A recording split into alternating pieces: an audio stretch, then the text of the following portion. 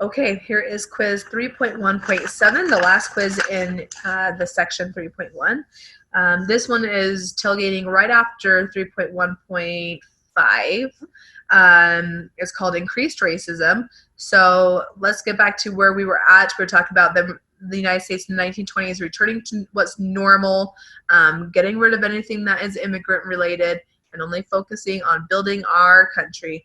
And when we were trying to return to normal, it also increased xenophobia, which is racism, hatred of immigrants.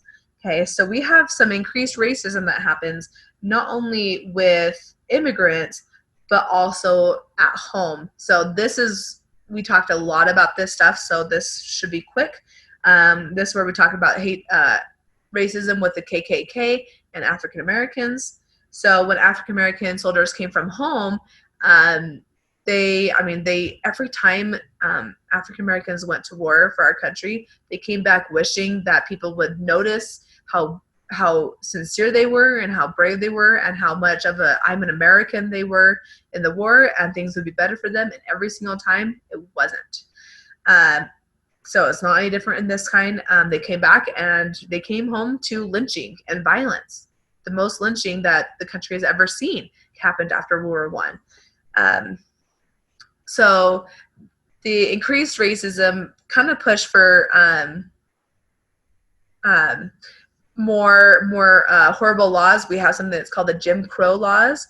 It's basically laws that make it okay to discriminate against blacks.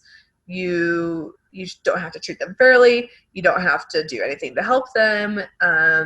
They are not allowed to have the same rights as you are. So the Jim Crow laws are horrible. And one thing that we talked about as part of the Harlem Renaissance, when we talked about in the 1920s, was something called the Great Migration. Basically, a lot of people, African Americans in the South, moved up to the North in something we call the Great Migration because a lot of them are moving north.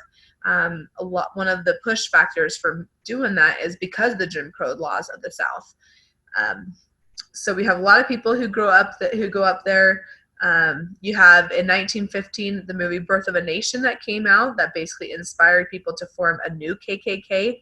If you remember, if you were in that class that day, we watched that movie. It was that weird old movie we watched that had these KKK members, and they made up these horrible things about blacks and how horrible they are. Yeah, that's the movie we're talking about. So that got a lot of people to sign up for the KKK. So a lot of the African Americans were targeted by KKK members. And what's interesting is KKK members also targeted Catholics a lot, and Jews. Okay, Jews, of course, are going to be targeted because it's history. Why not? I feel like there's so many parts of our world's history that if something goes on, and if people are being hated, of course, the Jews are also being hated. They just get blamed for like literally anything. Poor guys. Let's see. A lot of African Americans migrated to a lot of the North and Midwestern cities up at the top because A, the Jim Crow laws in the South, and B, because they were looking for jobs. If you remember, there's a lot of factories that are going on up north, and they need jobs. They're looking for unskilled laborers, and that is going to be the best place that they can go to look for a job. So a lot of them move up there. There's a lot of, let's see, where is that? Immigrants from Puerto Rico. They were pretty big in New York City. They moved there. So I'm just kind of branching off to other smaller groups right here. Mexican workers who were called braceros. Looks like braceros, right? If you're, doing the Spanglish, braceros. They often receive lower wages than whites, and this is constant. Any minority group you will see having lower wages than whites. You've got Mexican workers also able to find jobs in this West and the Southwest because they were able and willing to work for lower pay. And there's a lot of jobs out there that whites do not want to have. So the farm jobs. In fact, there's still a lot of farms in the west side of our country that whenever there's a tighter restriction on immigration and immigrants, there's less workers there. And even to the point where their, food is spoiling because they can be picked because there isn't workers. And those are the jobs that whites typically do not want. And they don't pay that much. And the Mexican workers are like, all right, it's a job. I'll get it. I'll take it. One last thing. So basically, to wrap that all up, is there's a lot of issues with the 1920s with racism. Not only are they trying to keep out foreign influences, but even the influences that are in there, they're wanting to say, this is the way we're going to do it.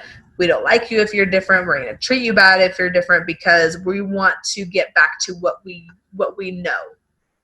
Okay, so it kind of just, it builds on each other with the racism. One last fact for 3.1.7 is there in the year 1919, there's something that's called the Red Summer. This is basically where it's part of the Red Scare, where we were terrified that communists from Europe were going to come over to our country and take over our government and turn us all into communists. This is after the Bolshevik Revolution, so where communists, overtook Russia, and so we were afraid that was going to come over. And the funny thing is one reason why African Americans were treated so horribly is because typically when someone was being nice to an African American, they were someone who was a communist, who wanted equality, right? So during this Red Summer, with this whole fear of communists coming over, the Red Scare, people started linking African Americans to communists. So they saw African Americans as potential communists. So it was yet another reason why they did not like African Americans and treated them badly. So that is it for 3.1.7.